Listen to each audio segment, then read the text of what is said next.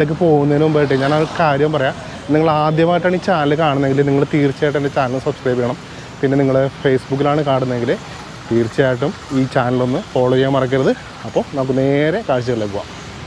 അപ്പോൾ നമ്മളിപ്പോൾ നടന്നുകൊണ്ടിരിക്കുന്നത് ഗോശ്രീ പാലമുണ്ട്. ആദ്യത്തെ ഗോശ്രീ പാലമാണ്. അപ്പോൾ ഈ ഗോശ്രീ പാലങ്ങൾ 3 കടന്നിട്ടാണ് വൈപ്പിൻ ദ്വീപിലേക്ക് ചെല്ലാൻ പറ്റുന്നത്. വൈപ്പിൻ ദ്വീപ് എന്ന് പറഞ്ഞിട്ടുണ്ടെങ്കിൽ ഏഷ്യയിലെ ഏറ്റവും ജനസംഖ്യ കൂടിയ ഒരു ദ്വീപാണ് വൈപ്പിൻ ദ്വീപ്. അപ്പോൾ ഇവിടെ നിന്ന് നേരെ അപ്പുറത്തേക്ക് ഇറങ്ങുമ്പോഴത്തേക്കും നമ്മുടെ കേരള സർക്കാരിൻ്റെ തന്നെ ഒരു ഷിപ്പൊക്കെ ഉണ്ട് കേട്ടോ. നമുക്ക് യാത്ര ചെയ്യാൻ പോകാനായിട്ടുള്ള ഷിപ്പൊക്കെ ഉണ്ട്. ഒരു 2000 ചില്ലാൻ രൂപയായിട്ടാണെന്ന് എനിക്ക് തോന്നണം ഒരാൾക്ക് ടിക്കറ്റ് ഫീ വരുന്നത്. ആവളത്ത് വന്നു കഴിഞ്ഞിട്ടുണ്ടെങ്കിൽ എല്ലാവരും കണ്ടിരിക്കേണ്ട ഒരു സ്ഥലമാണ് ഈ മറീന വാക്വേ എന്ന് പറയുന്നത്. അടിപൊളി ഏരിയ ഉണ്ട്. അതായത് സിറ്റിയിൽ തന്നെ ഈ കായലും കടലും എല്ലാം കൂടി ഒത്തുചേർന്നൊരു സ്ഥലം. അതായത് ഇപ്പോൾ മറൈൻ ഡ്രൈവിലാണെങ്കിൽ നമുക്കിപ്പോൾ വേണമെങ്കിൽ കടൽ കാണാൻ പറ്റും. അതായത് ഫോർട്ട് കൊച്ചിയും വൈപ്പിനും കൂടി ചേരുന്ന ആ ഒരു അഴിമുഖം ഉണ്ടല്ലോ, അവിടെ നോക്കി കഴിഞ്ഞാൽ കാണാൻ പറ്റും. പിന്നെ